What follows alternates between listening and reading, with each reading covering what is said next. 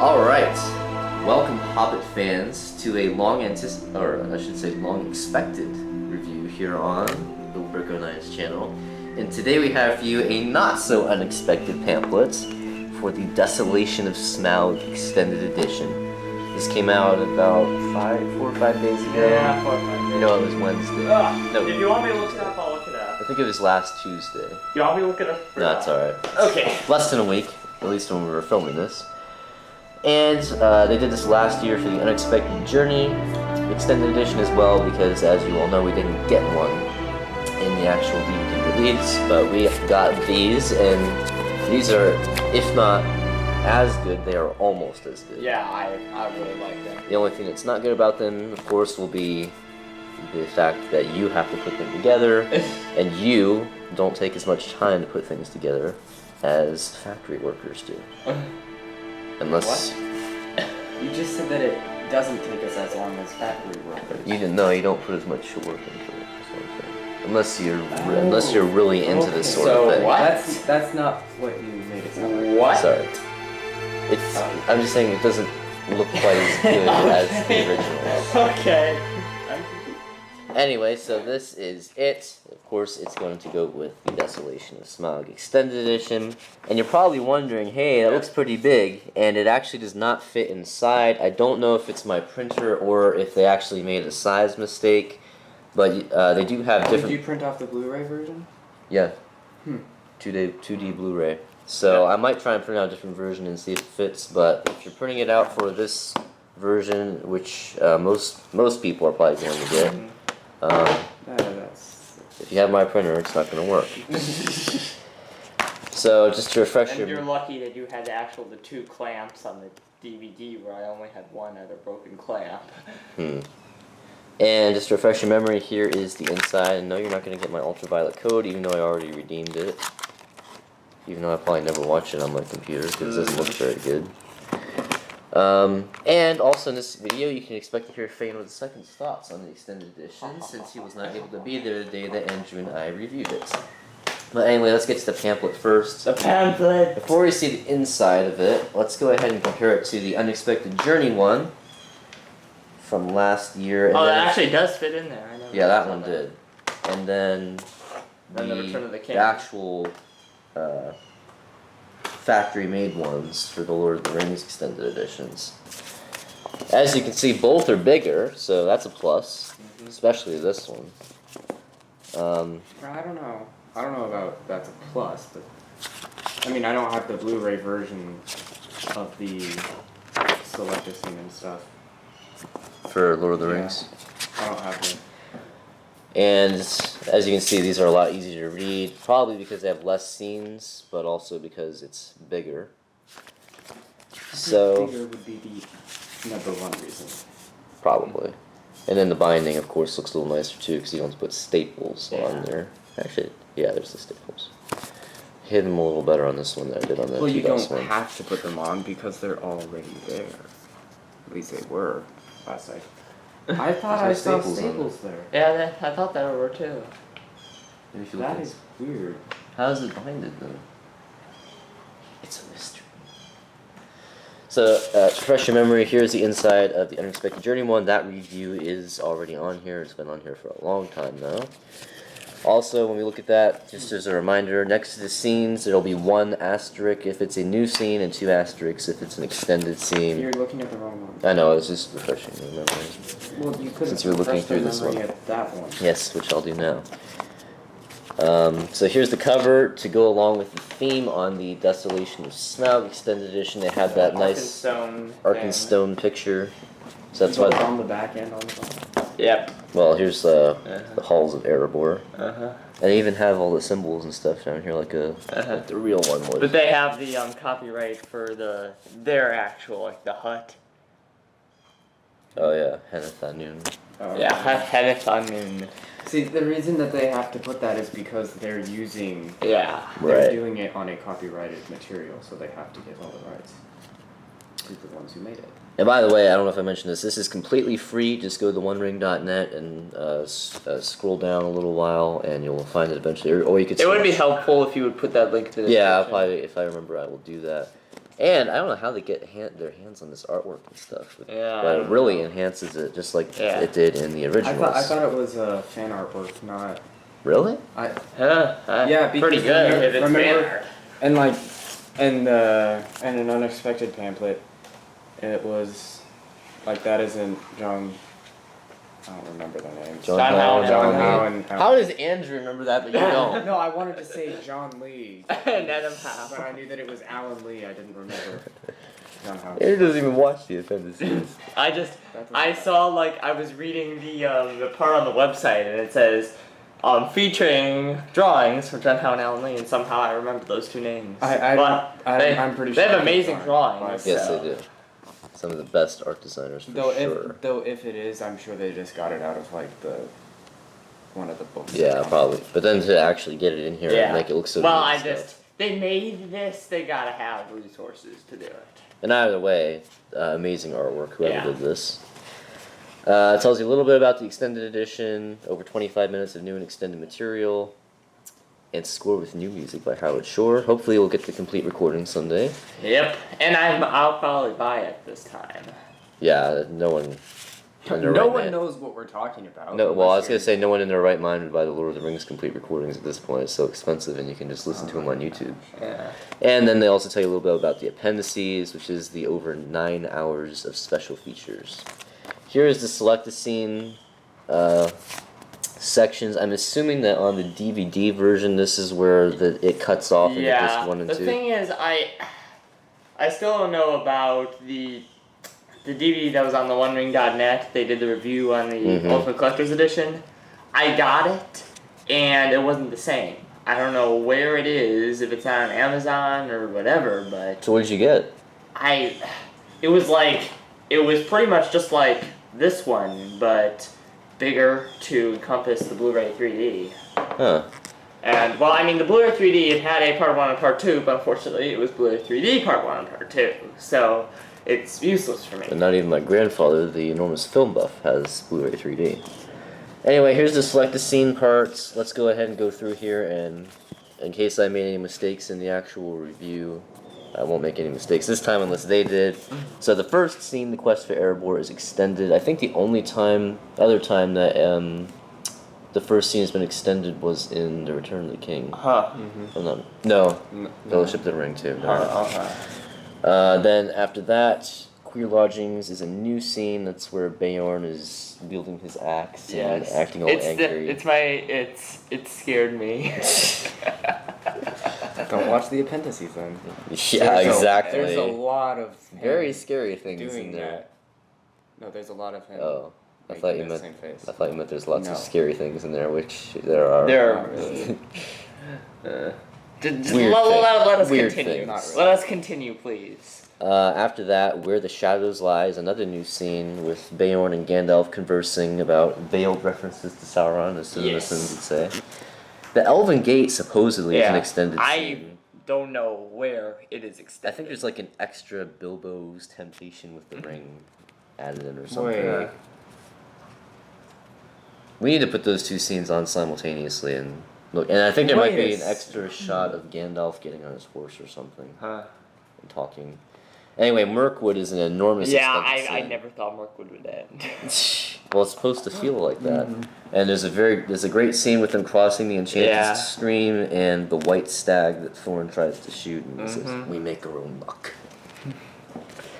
After that, there is a large portion of the movie with no extensions, I guess the just elves like in are an boring. ouch. They could have added in more because they've actually filmed more, but Yeah, I know that did. I guess it just didn't feel like they fit the story very well. Remember, Peter Jackson said that he felt that it didn't flow well with them getting captured in the forest and then going and being interrogated. Right, but the thing is, Because they were technically interrogated. the thing is, there. he's put things in other extended editions that he didn't think fit very well. Like what? Yeah. I think Return of the King, I think maybe that scene where they get captured by the orcs in Mordor, I think he said that about that scene.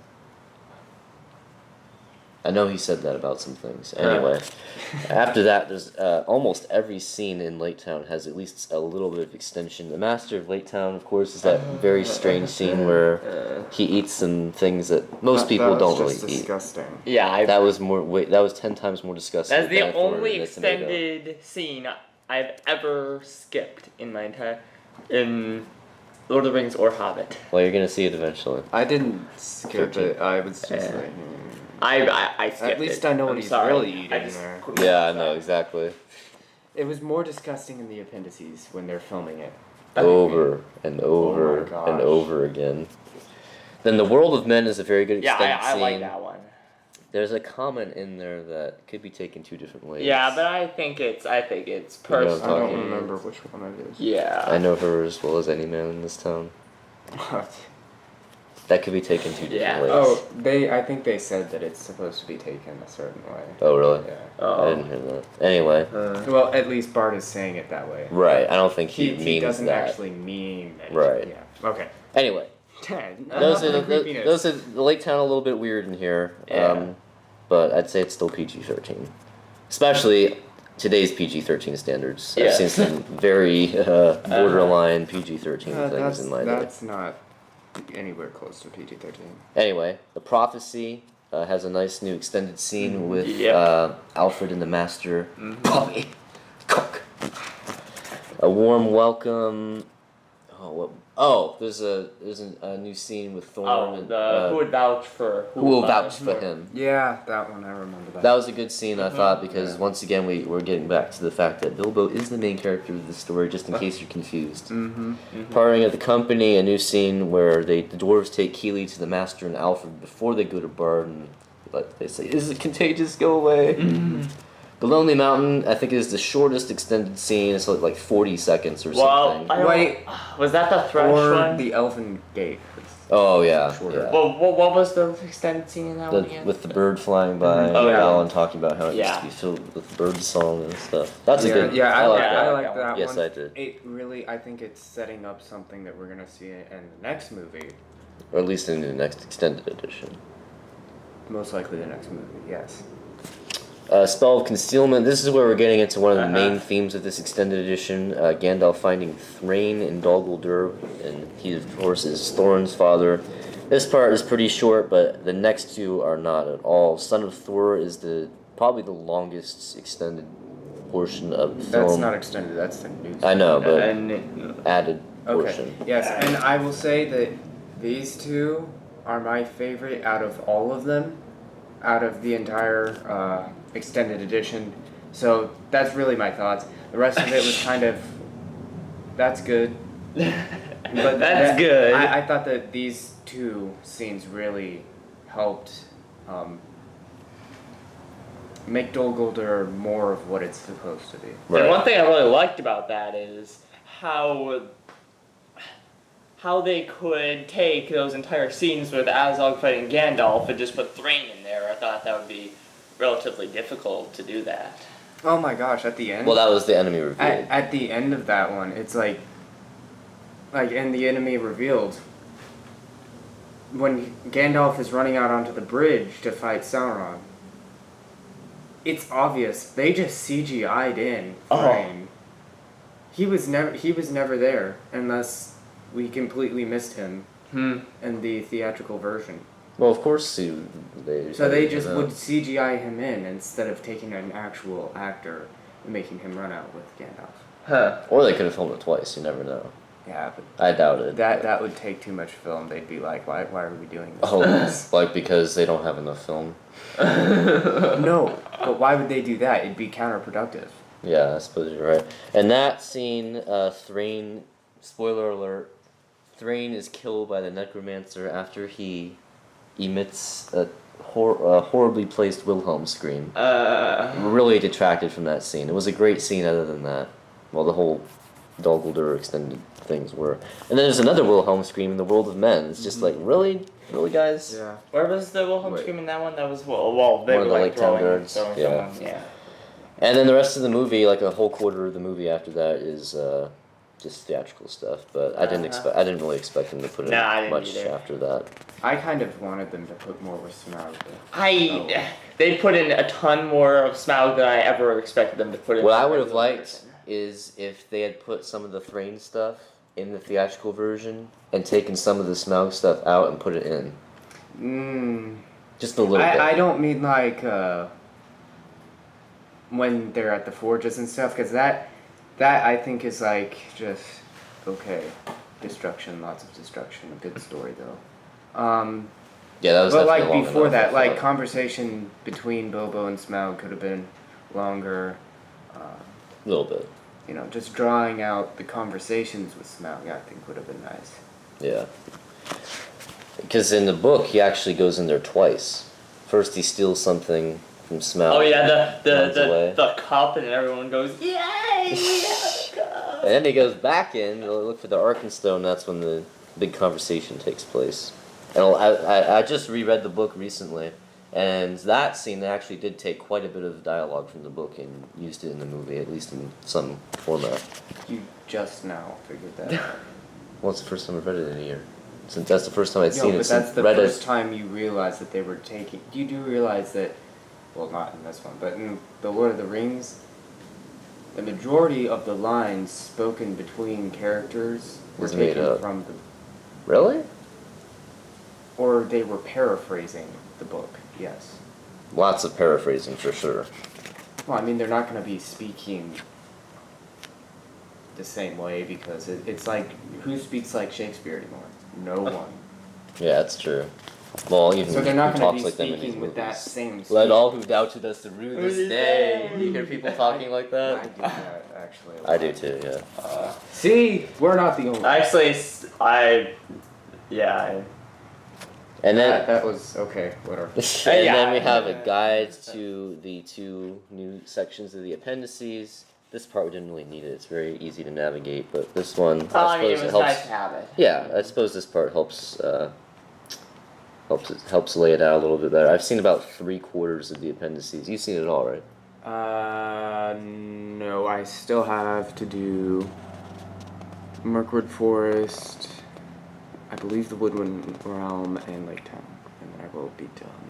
Yeah, I've still got a little bit in here. But you recommend me watching the music, right? Yes, the music of The Oh, Hobbit yeah. is very good. Is very good, and there's nothing bad in there that I can recall.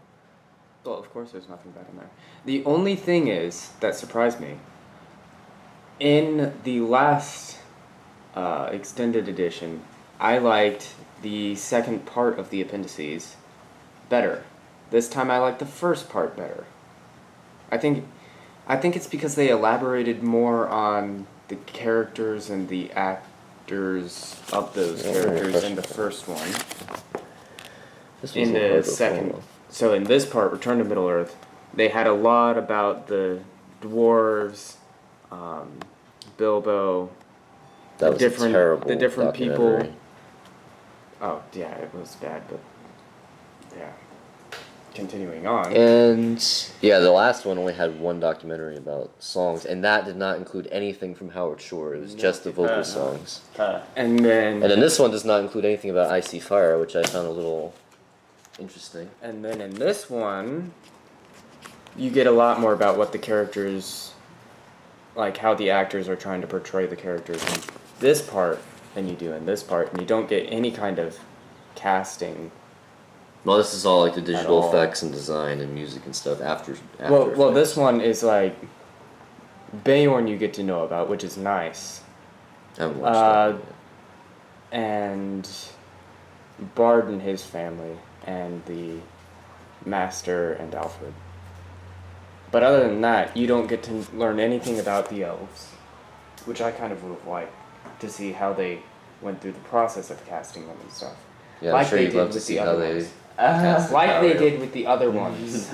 Or are you not listening to me? Yes, I'm listening to you. So that is the unexpected pamphlet, or the not so unexpected pamphlet. And anything else about your thoughts on the extended? already given them. All right. So that is the review. We'll still have one more to do in 1 year's time for the Battle of the Five Armies Extended Edition. And it seems like Peter Jackson is making the Battle of the Five Armies theatrical into actually like a regular size movie, like 2.5 hours, something like that. So that means that the extended edition is probably going to be quite lengthy, I'm thinking. I'm thinking at least about 40 minutes. I mean, if they're gonna put in a song called The Last Goodbye, and they mean literally, this is the last goodbye from us, we're done making these movies, they better make the final movie have a very good extended cut. Oh yeah, definitely. Uh-huh. And after all 5 extended editions we've seen so far, 99% of which is very good, I don't expect anything less from them for the last movie. Just hopefully there won't be any bollocks this time. Yeah. But, like, man, the master is like, save my food! It can't burn up! And I forgot that until I read The Hobbit again that he actually dies in the book. He goes out into the wilderness and starves. It's kind of like an That's an afterthought. incongruency. I'm pretty sure that in the appendices to LOTR, it says that he doesn't starve, he just goes out into the wilderness and does something else. I think So he starved to death in the book. That's a very big incongruency. If I'm correct, which I think I am. That is really Feanor's always correct. Yes, of course he is. No, I'm not. So, thanks for tuning in.